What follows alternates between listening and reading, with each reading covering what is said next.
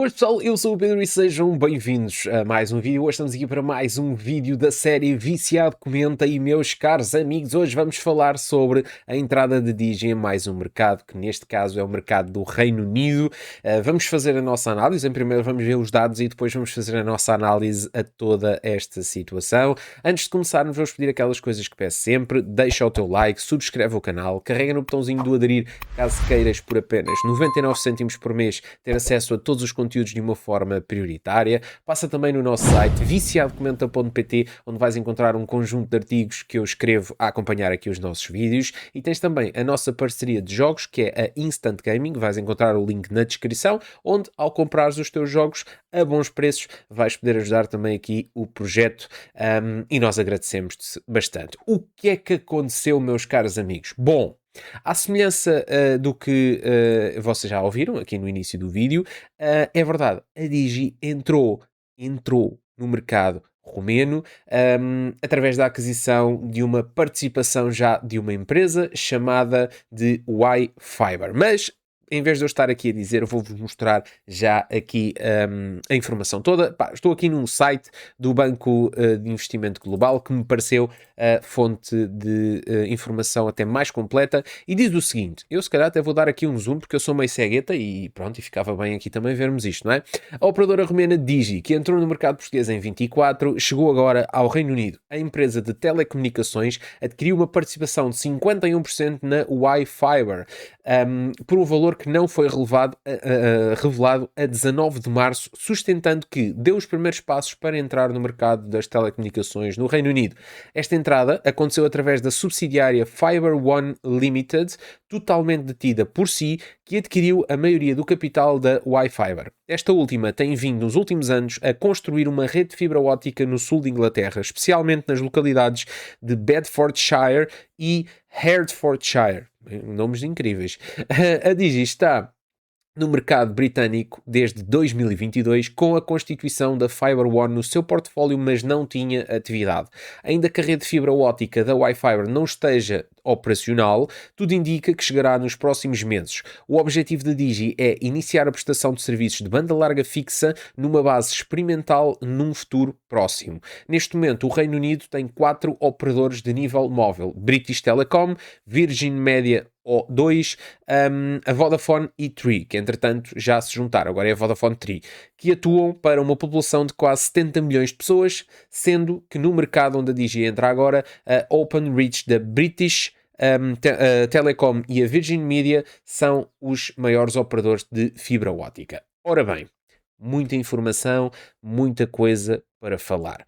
Bom, então, a Digi decide entrar no mercado das telecomunicações do Reino Unido e, curiosamente, para aqueles que andam mais atentos aqui aos vídeos do Viciado Comenta, vocês já tinham visto um vídeo aí atrás em que eu estive a analisar a média de receitas, neste caso da internet, ou da banda larga fixa nos vários países, a evolução dessas receitas ou desses gastos médios por utilizador. E curiosamente, nessa análise nós vimos que o Reino Unido tinha sido aquele em que essa evolução entre 2023 e 2025 foi mais alta, quase 20% de aumento entre 23 e 25. E isto estava muito... tinha por base várias coisas. Em primeiro lugar, os aumentos anuais que as operadoras vão fazendo, que há um nível de inflação que nós tivemos aí, não tem sido brincadeira. E em segundo lugar, o atraso que as redes no Reino Unido têm, nomeadamente nas linhas de FTTH, que estão ainda muito atrasadas face àquilo que é os valores, por exemplo, em Portugal, em que nós já temos 90 e tal por cento. Lá as coisas estão ainda bem mais atrasadas. Basicamente, o que é que acontece?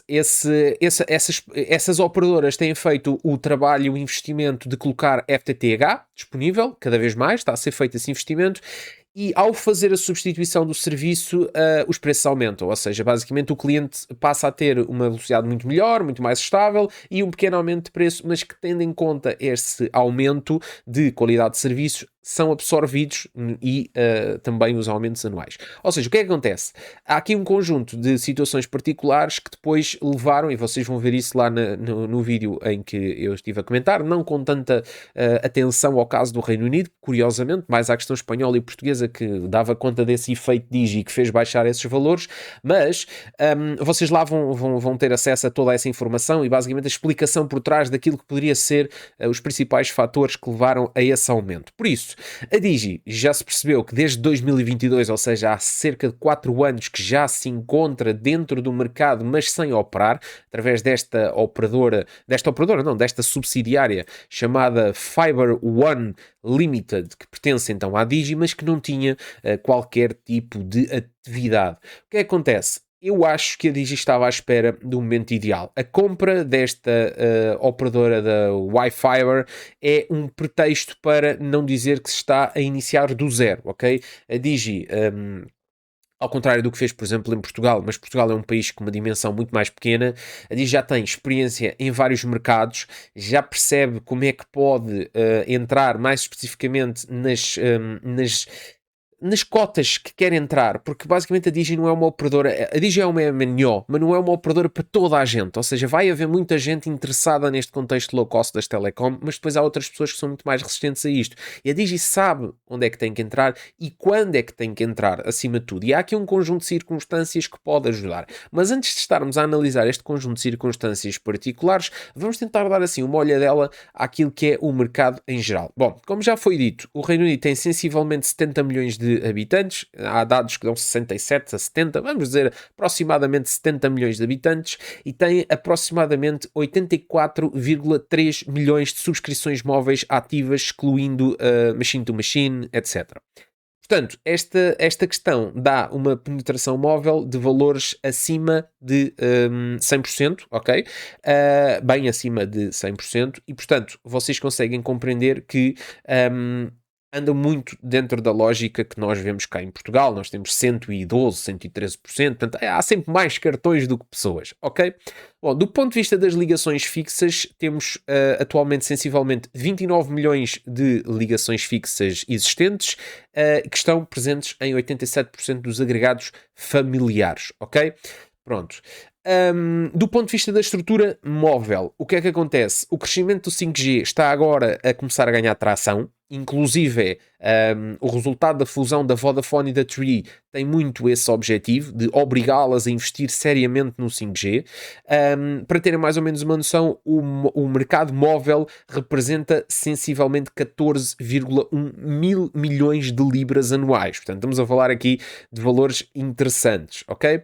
Do ponto de vista dos serviços fixos, estamos a falar das 29 milhões de ligações, mas aqui há uma particularidade.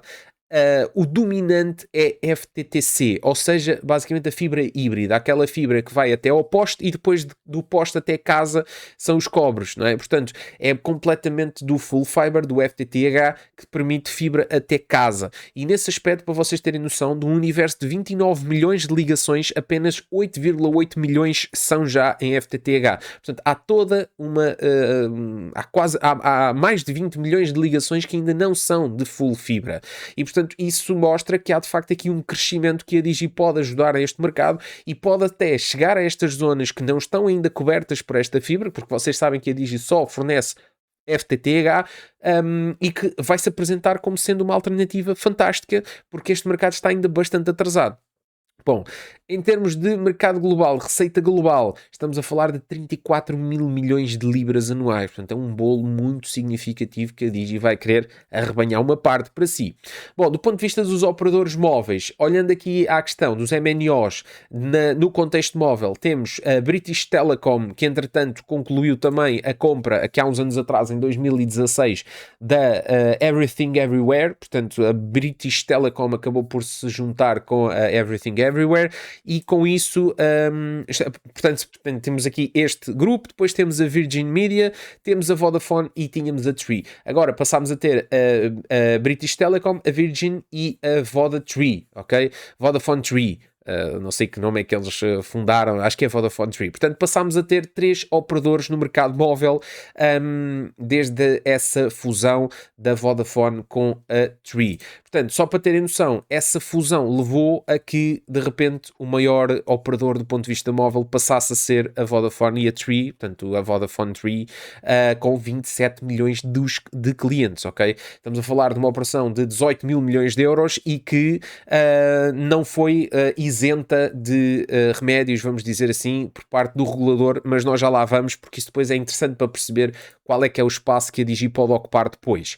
Do ponto de vista do universo da internet fixa, há muito mais operadores. Portanto, a British Telecom está em primeiro lugar, o grupo em si, porque depois tem aqui um conjunto de vendedoras a retalho, depois temos a Virgin Media, a Sky, a TalkTalk e depois dezenas de altnets como operadores alternativos de rede fibra. Portanto, aqui muito mais dividido nesse nível de cotas de mercado, ok? Do ponto de vista das cotas de mercado que eu vos falei, portanto, a British Telecom com, neste momento, agora tenho que pensar porque aqui a ordem não está nesse sentido, em segundo lugar, a Virgin Media com 25 a 30%, a Vodafone e a Tree juntas hoje ultrapassam o valor da cota de mercado da British Telecom e, portanto, são o primeiro, ok? Portanto, estamos a falar de um mercado muito compactado, com valores muito aproximados dos 30, 30 e tais por cento de cotas de mercado e, portanto, isso leva a que o mercado esteja quase irmãmente dividido entre as várias operadoras. Portanto, do ponto de vista concorrencial, a Digi pode ter aqui uma implantação forte. Algo que acontece também do ponto de vista das internets fixas, neste caso dos dados que eu consegui aqui recolher, a TalkTalk, por exemplo, reduziu a sua cota para 11%, as altnets representam 7% no mercado e depois a British Telecom é claramente líder como sendo a principal operadora neste sentido, ok? Portanto, só em números redondos estamos a falar de um mercado com 3 grandes operadoras móveis, estamos a falar de 3 grandes operadoras, 3 MNOs fortes no mercado móvel, estamos a falar de um mercado também bem dividido, bem estruturado do ponto de vista da fibra, apesar de mais atrasado. Estamos a falar de um mercado emergente do ponto de vista do 5G, com investimentos pesados, e estamos a falar de um mercado onde, apesar de tudo, a FTTH ainda está muito para trás, que é precisamente aí um dos principais interesses da Digi, ok? Outra coisa que é relevante, só para vocês terem valores em média daquilo que eu tinha apurado, estou a falar de cabeça, espero não me enganar, o valor médio da receita média de serviços móveis no Reino Unido é de 13,3 libras por serviço, no serviço móvel. Portanto, estamos a falar de um valor bem significativo. Tendo em conta que uma libra é mais que €1, façam as contas e vejam quanto é que está o valor médio. Óbvio que a Digi não vai entrar no mercado do Reino Unido com os valores, por exemplo, que entrou, neste caso, em Portugal. Nem sabemos se a Digi quererá ser uma MNO do ponto de vista móvel no Reino Unido. No início não o quererá fazer. Deve de entrar como operadora móvel virtual lá e muito provavelmente sustentada nesta rede da Vodafone com a Tree, que já lá vamos, e depois vai fazer então o seu crescimento do ponto de vista fibra e se calhar até vai fazer uma coisa assim muito à espanhola, ou seja, vai entrar como MVNO do ponto de vista móvel, depois vai fazer crescer a sua fibra até um ponto em que ela seja relevante, vai pegar nessa fibra, vai revender o valor dessa fibra, vai fazer fluxo de caixa, vai utilizar esse valor para começar a fazer investimento provavelmente em espectro ou em alguma fusão ou alguma coisa que permita tornar-se MNO, depois a partir daí vai começar a fazer o seu investimento nas redes móveis e por aí fora, ou seja, toda aquela técnica que já utilizou em Espanha e que eu acredito que poderá funcionar aqui no Reino Unido também, porque é um mercado muito compacto, é um mercado que tem valores muito altos, mas acima de tudo também tem a competição das MVNO que são bastantes e onde funciona esse mercado, ok? Ao contrário do que acontece em Portugal. Bom, eu tínhamos falado precisamente dessas questões relacionadas com os remédios que foram dados por parte do regulador por causa da questão da compra, portanto, da fusão da Vodafone e da Tree. Portanto, como método de compensação por esta operação de consolidação, o regulador solicitou que fosse realizado um plano de conjunto de rede que preveja atualização e melhoria da rede móvel 5G no Reino Unido ao longo dos próximos 8 anos, ok? Portanto, obrigar a que haja fortes investimentos, inclusive comprometeram-se com investimentos de cerca de 15 mil milhões de libras, que dá 18,2 mil milhões de euros ao longo dos próximos 10 anos no mercado, ok? Portanto, este tipo de compromisso. Depois, limitação de preços num conjunto selecionado de tarifários e planos de dados móveis durante os próximos 3 anos, protegendo então os consumidores de eventuais perigos desta fusão, portanto, destes aumentos de preço possíveis, e garantir uma oferta de preços e termos contratuais pré-definidos do ponto de vista grossista durante 3 anos, assegurando que os operadores móveis virtuais têm acesso a condições mais competitivas no mercado. Ou seja,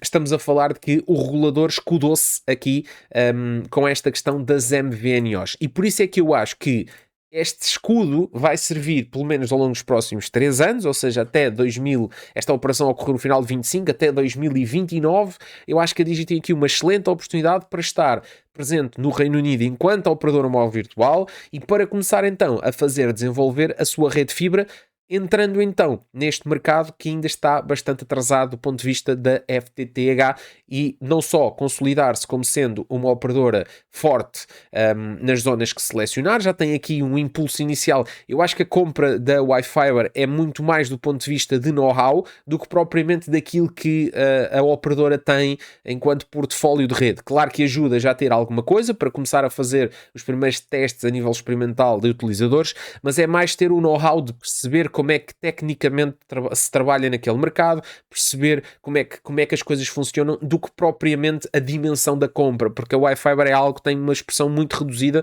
dentro daquilo que, e inclusive a fibra nem sequer ainda estava operacional, portanto estamos a falar de uma coisa ainda muito, muito, muito diminuta.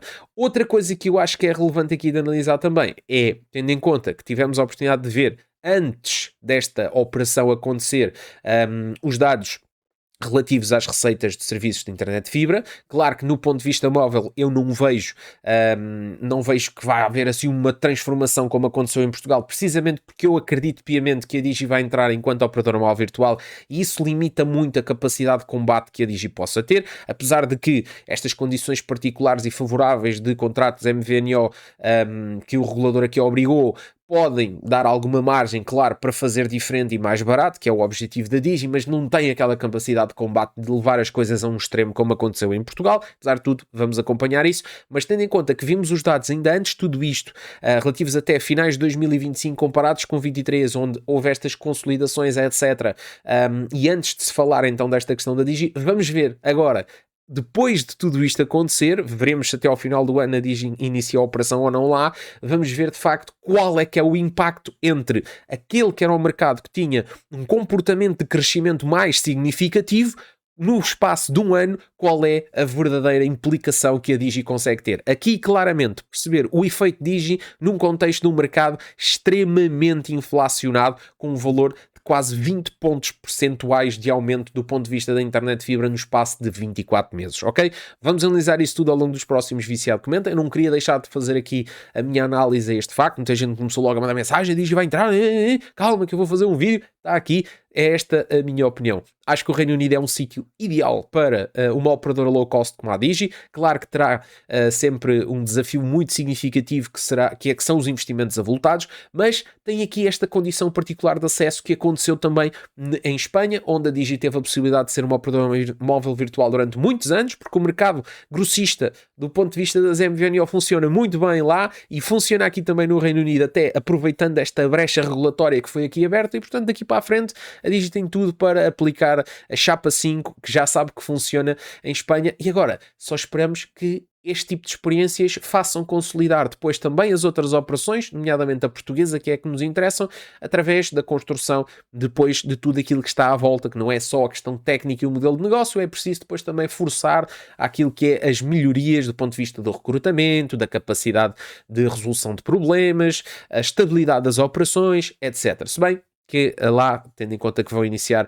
acredito eu estou a dar isto já como dado garantido, mas veremos, que vão iniciar como MVNO, vão resolver uma grande parte do problema inicial que foi cá em Portugal a questão da rede móvel, mas pronto, veremos no futuro, vamos continuar muito atentos e vemos no próximo Viciado Comentar.